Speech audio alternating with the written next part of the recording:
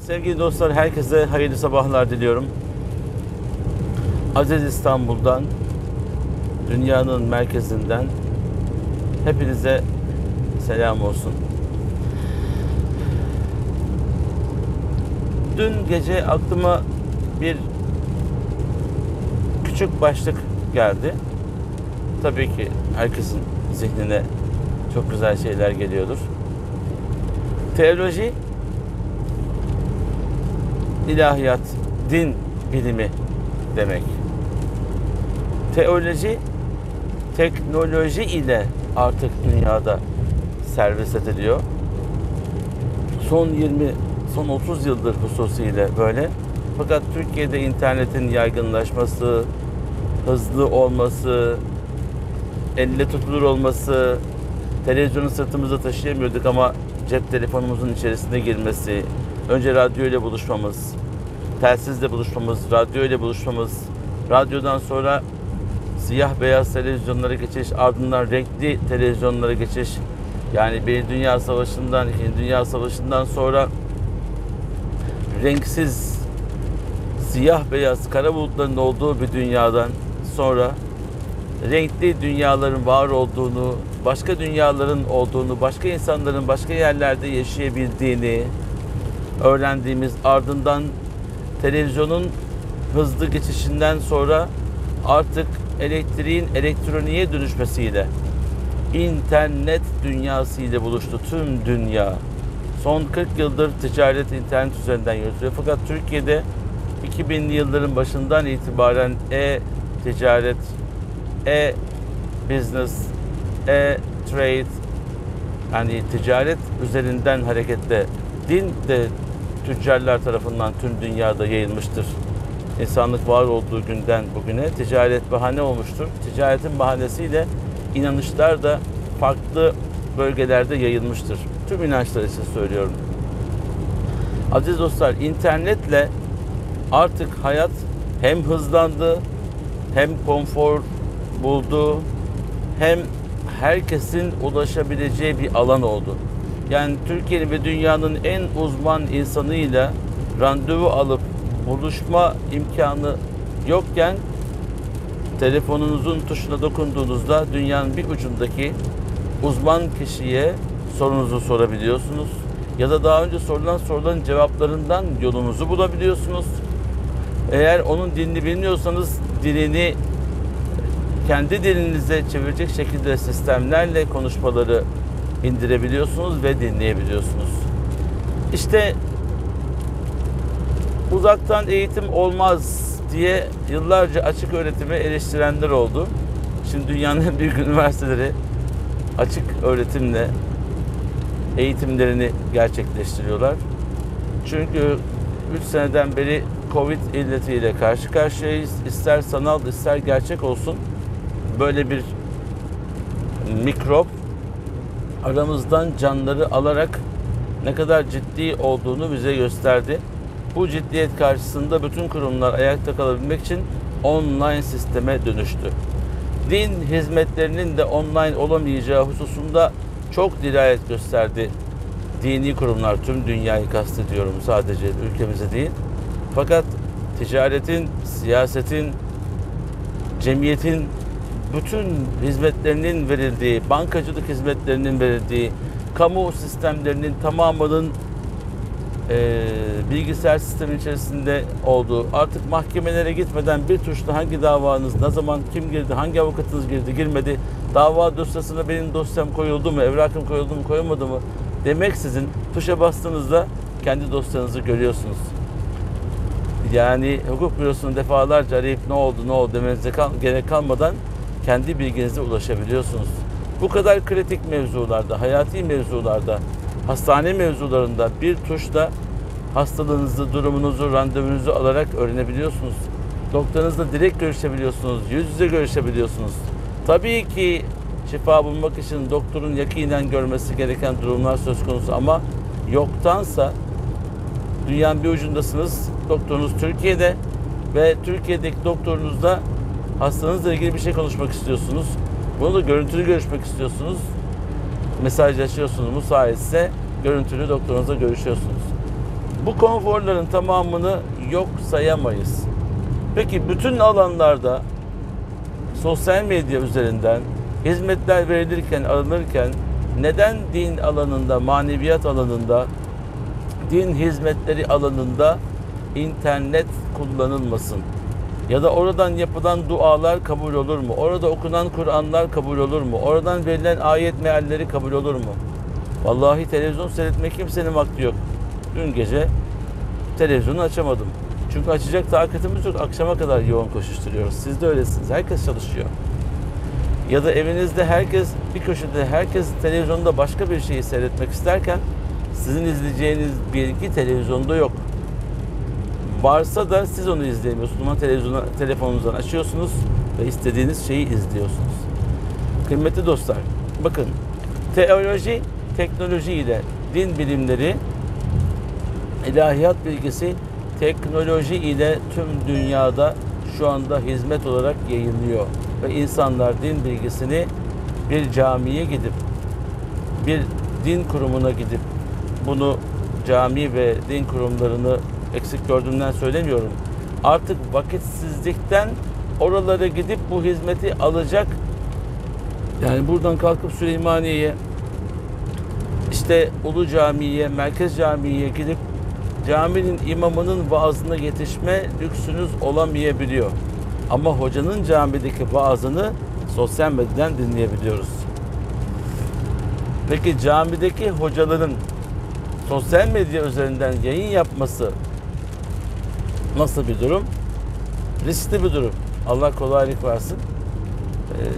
Biz imamlık yaparken sosyal medya adresinizi kapatın diye uyarı gelmişlerdi. Ki o zaman böyle bir aktif kullanım da yoktu. Türkiye'de de yoktu.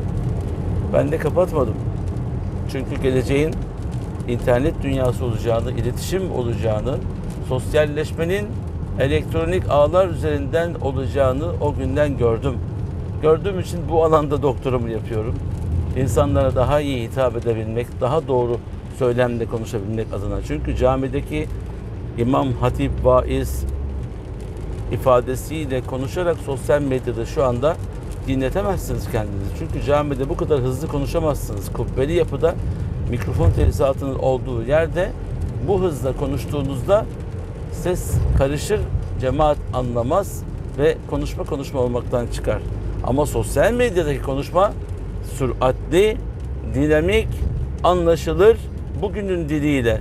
Yani Cenab-ı Allah ve Tekaddes Hazretleri, Cenab-ı Lem Yezel Hazretleri, Şari Teala gibi milletin anlayamayacağı Arapça ifadelerle, Osmanlıca terkiplerle konuşursanız dinleyeniniz çok az olur. Çünkü çocuğun dahi anlayacağı dilden, işte ontolojik bilim açısından değerlendirmek değil, varlık bilimi açısından değerlendirmek. Yani kelimelerin Latinize edilmiş, Latince ifadelerin değil, herkesin anlayacağı dilden ifadelerle anlatmak durumundayız ve akıcı bir üslupla, samimiyetle, maneviyatla, kavga etmeden, filanca hocayı, filancaları eleştirmeden, cedelleşmeden, kavga etmeden din ilmini, din bilgisini, maneviyat bilgisini huzurla anlatmamız gerekiyor. Böyle gördük hocalarımızdan ve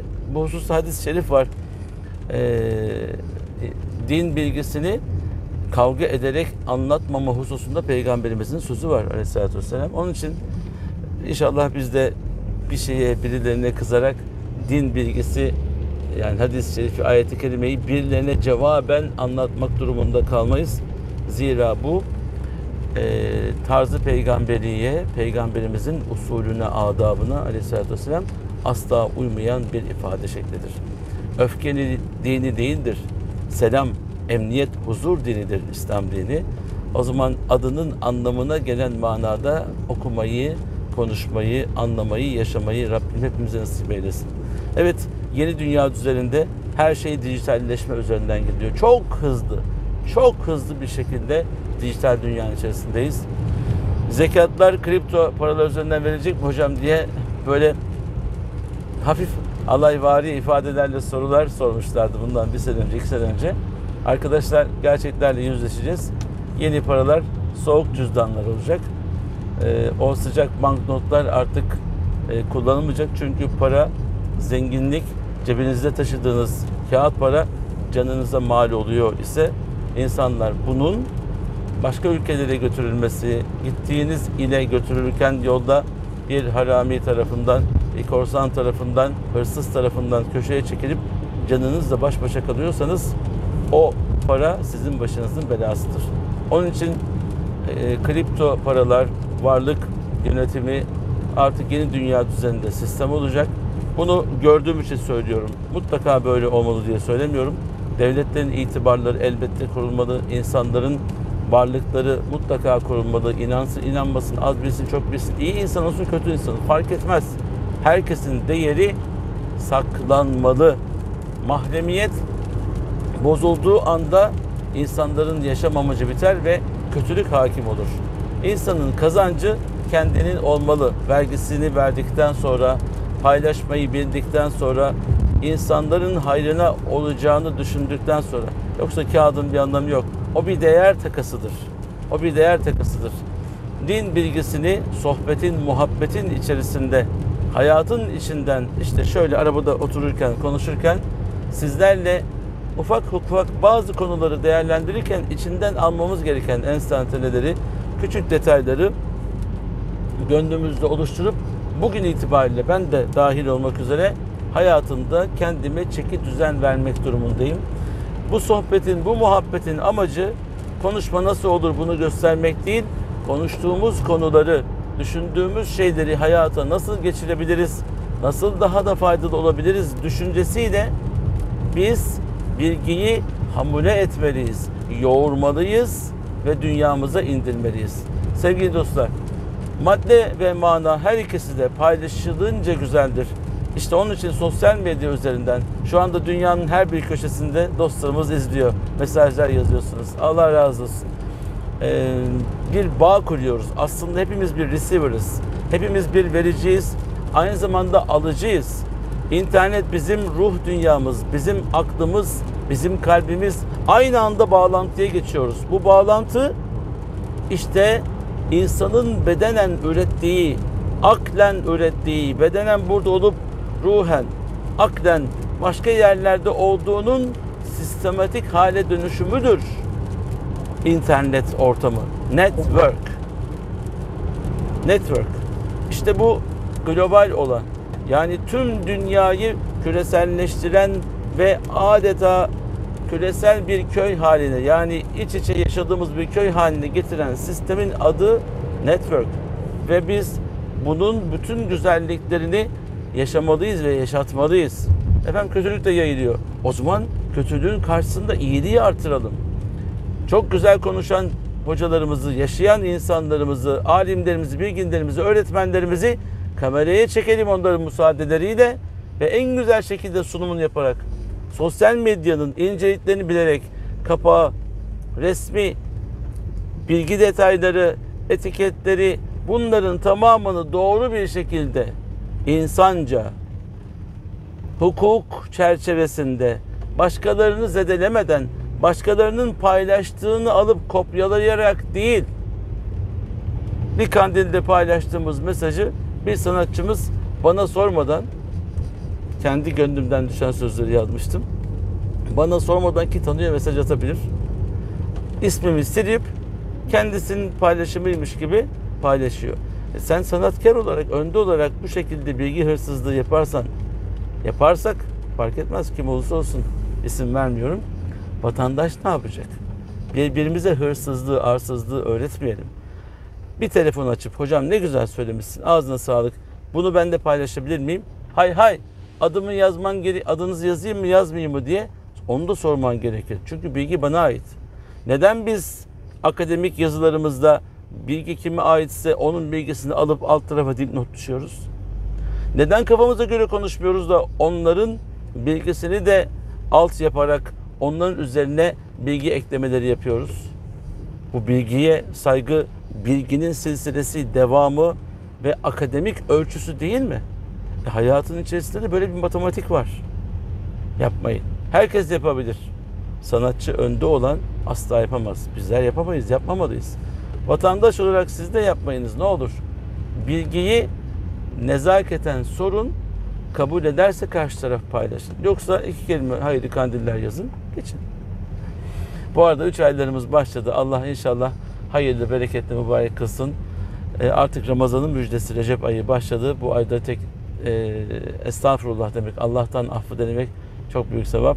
Vakti olanlar bazı günlerde oruç tutabilirlerse Allah sevabını çokça veriyor. Şaban ayının içerisinde de 2 kandilimiz var. Ardından Ramazan-ı Şerif geliyor ve Kadir Gecesi içinde gizli. İnşallah bu sene de Ramazan mukabelesi okuyacağız.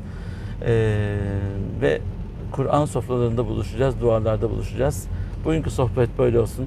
Aziz İstanbul'un bağrından, güzel memleketimizin yağmurlu havasından hepinize selam olsun. Herkesin ve her şeyin sahibi Yüce Rahman'a emanet olun. Allah'a ısmarladık.